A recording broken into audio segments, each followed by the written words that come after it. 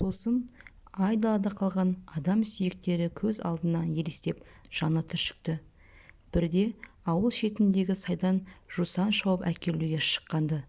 Бұлай ұзай бере қолындағы кенді жіпті беліне байлап, тілінің ұшына орала кеткен бір ескі әуенді ыңылдап келе жатты.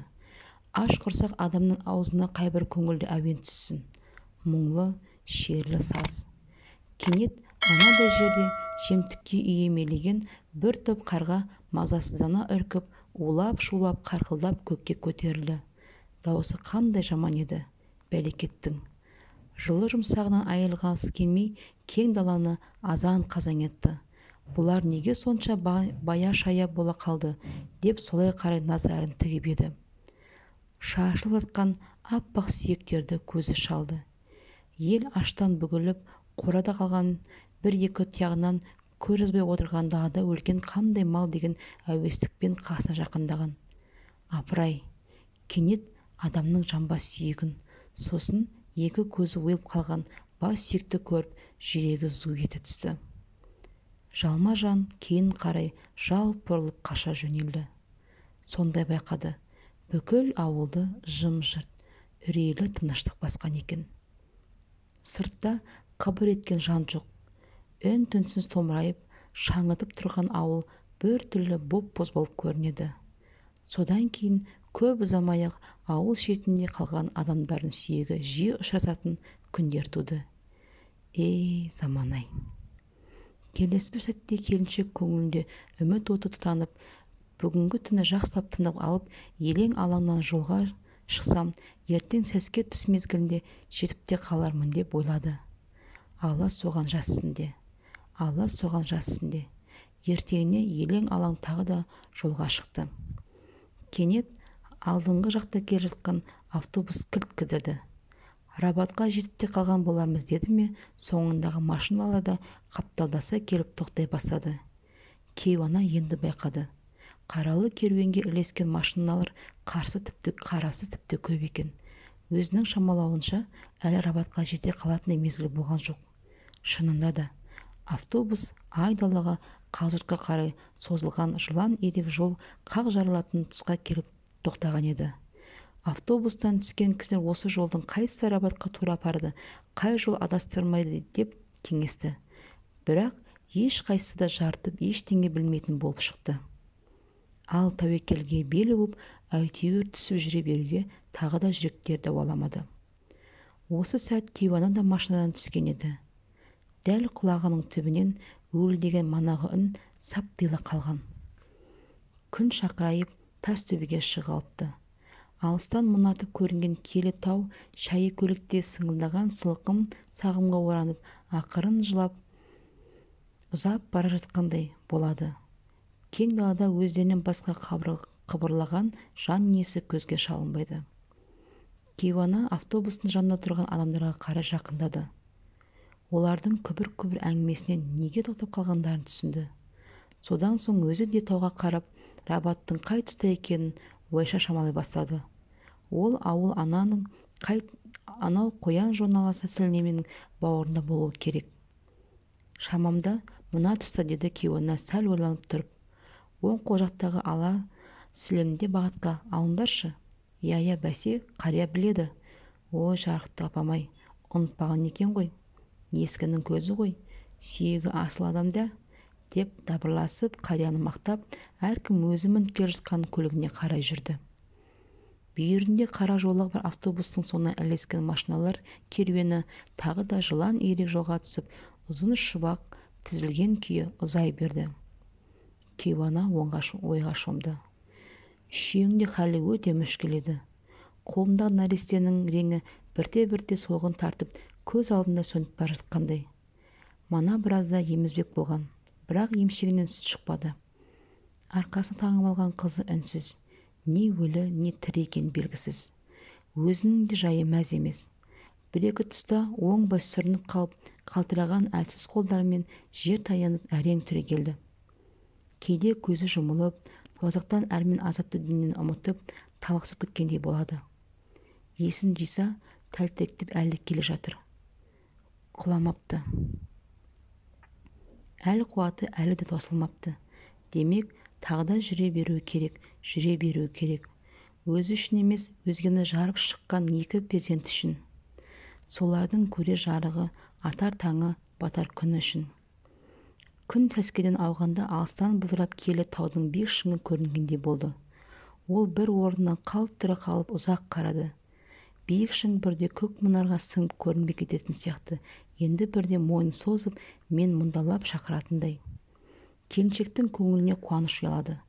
Енді аяғын жеделдете басып, тезірек жетуге асықты. Алдыңғы жақтағы анау қазығұрт асуынан асып өтсе, оның ар жағында 2 күннен бері зарықтырып жеткізбей қойған рабат көрінеді. Бұрын әке-шешесі бақуат тұратын. Қазір де жүрек жалғайтын бірдеңе табылар-ау қара қазаннан. Мұна екі жетімегін соларға жеткізе алса, қарғыс атқыр алапат ашықтан аман алып шыққан адам. Әлгінде ғана көз ұшында бұлдырап көрінген тау кенет жасырынып қалған сияқты. Келіншек тағы тоқтап, алдыңғы жаққа қарай үміттене көз тікті. Жоқ, көрінбейді. Жаңа ғана мұнартып көрінген биік шың елес болғаны ма? Қайда қазығұрт? Алыс көкжиекке жанарын қадап, қанша тесілгенмен, боз мұнар басқан түпсіз тұңғиық кеңістіктен өзге ештеңе де көрінбеді. Бір түрлі жүрегі сазып, басы айналғандай болды. Бірақ қу тіршіліктен үміт үзу оңай деймісіз? Келіншек тағы да алға қарай ілбіп жүре берді. Құлазыған қу адырдың үнсіз сазарған жота-жотарынан аш келіншектің әлсіз үмітін алмас қылышты қиып түсіп, бірінен соң бірі көрінеді. Оның енді алдыңғы жаққа көз салып қарағысы да келмеді. Жерден көзін алмаған күйі жүре беруге тырысты. Қайсы бір тұсқа жеткенде жер бедері қия-беткейге ұқсап көрінеді.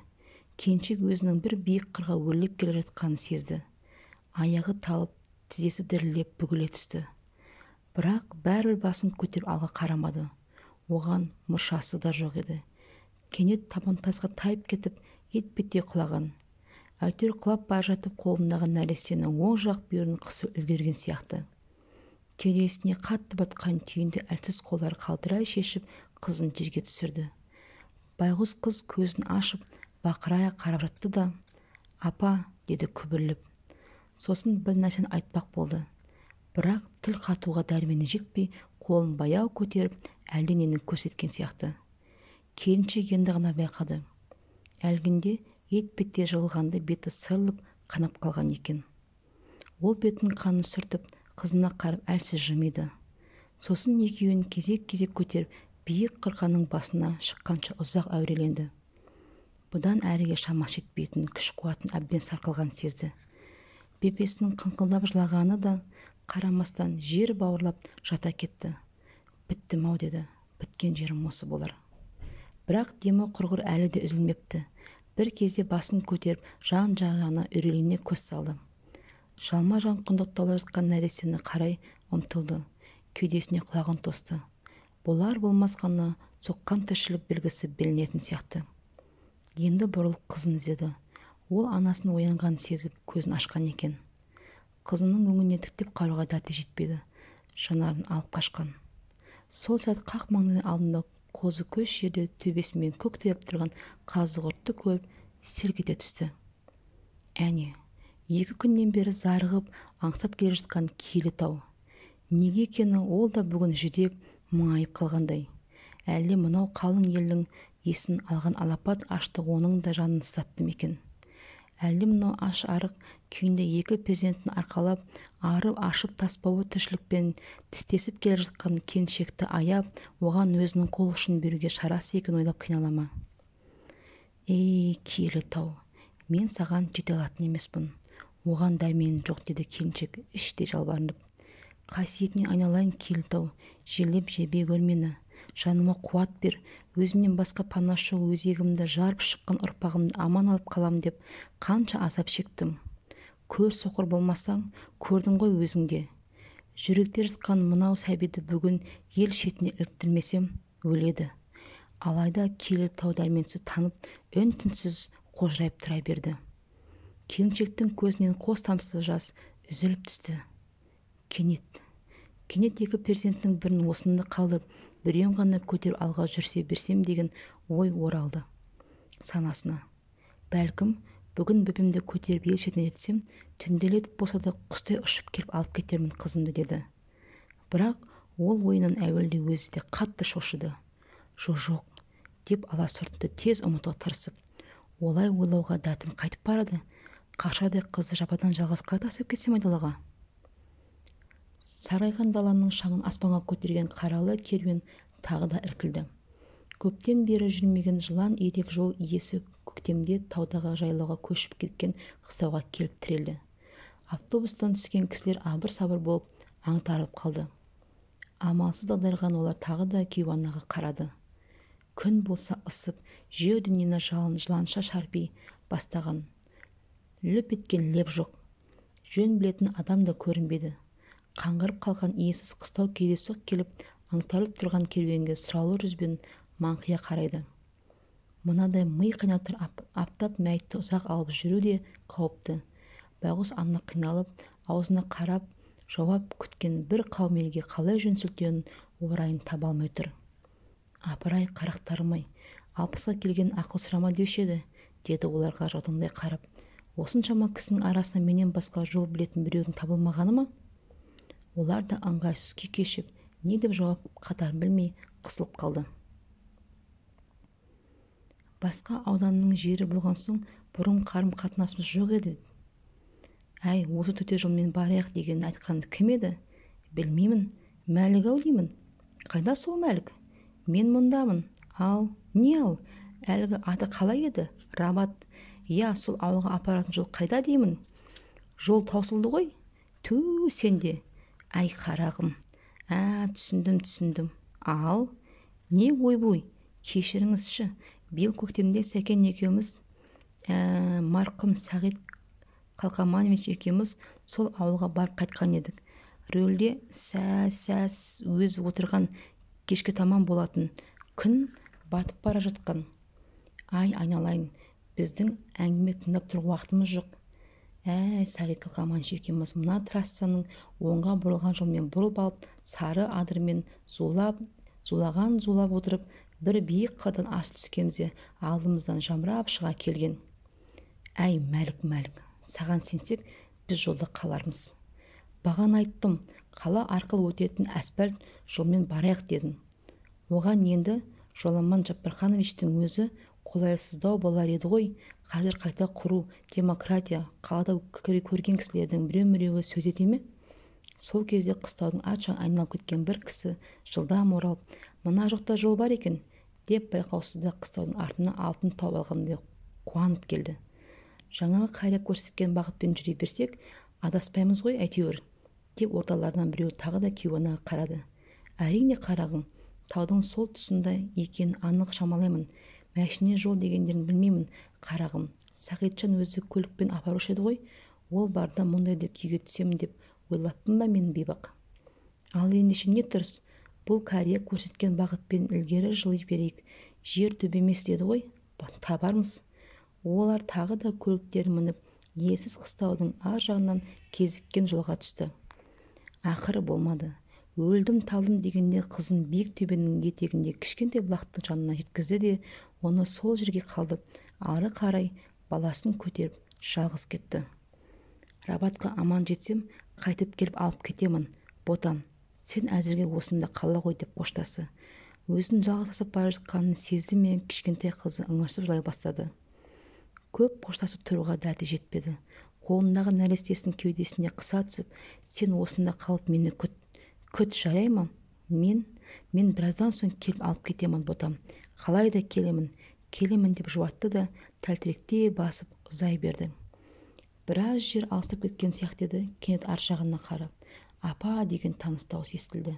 Жалт бұрылып қарағанда бұлақтың жанында солқылдап жылап тұрған қызын көрді.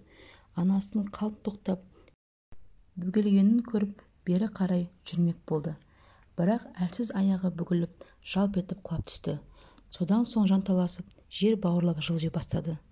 Қал деймін саған, қал, деп айқайлады анасы, есі ауысқан адамдай аласұрып. Кішкентай қыз жер құшып, солқылдап жатты. Ал анасы енді артына бұрылып қараған жоқ. Мына қыршынды Рабатқа жеткізсем, екі өкпемді қолыма алып жетермін саған, құлыным. Құстай ұшып келермін деп егілді жолда келе жатып.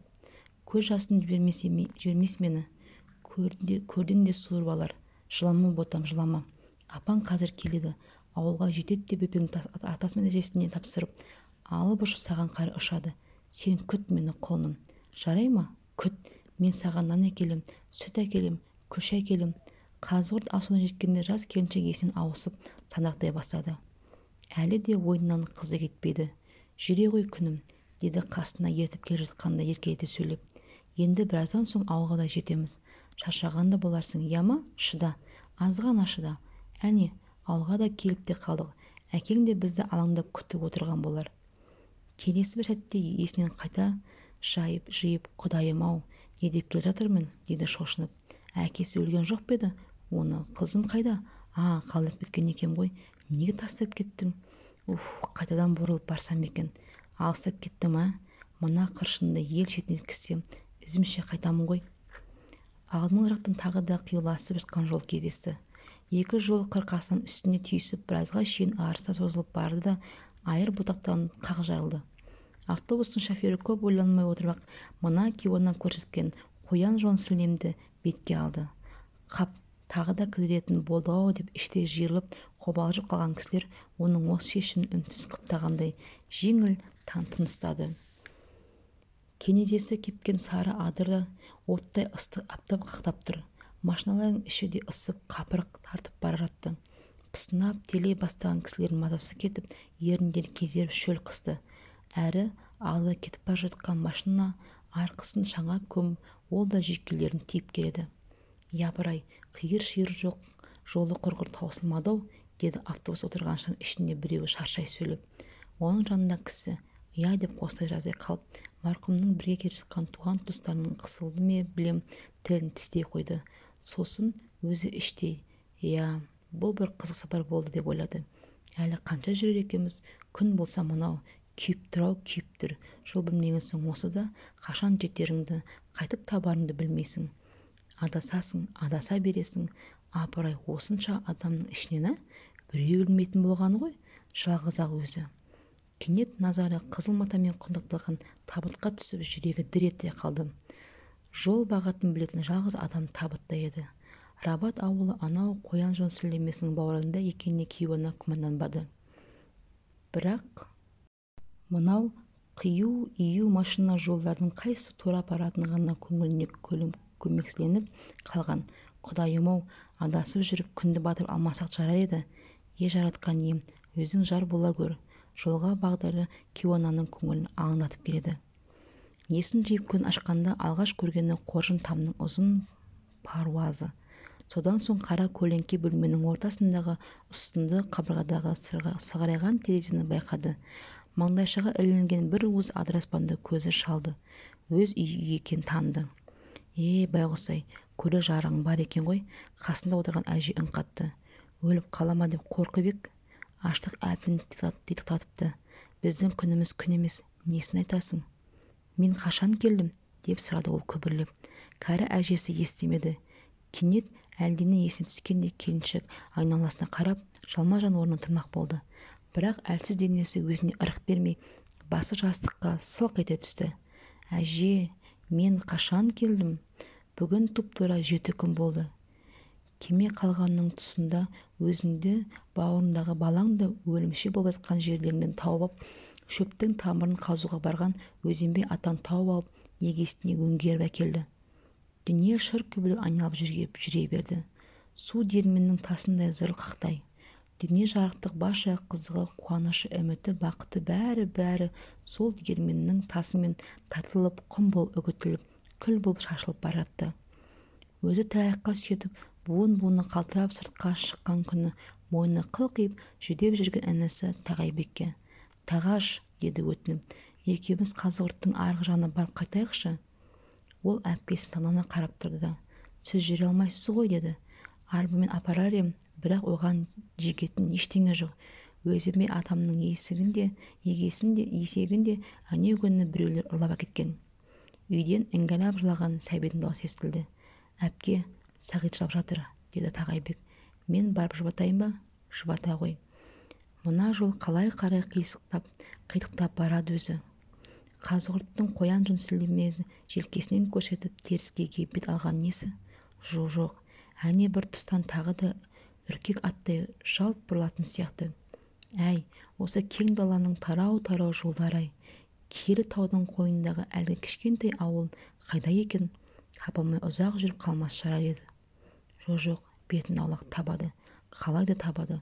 Қаралы керуен ерген осыншама көптің таба алмауы мүмкін емес. Тіпті сонау бір жылы, сол бір азапты сапарда байғұс келіншектің өзі тауып келді ғой. Келді-ау, адастыра көрмеу оларды.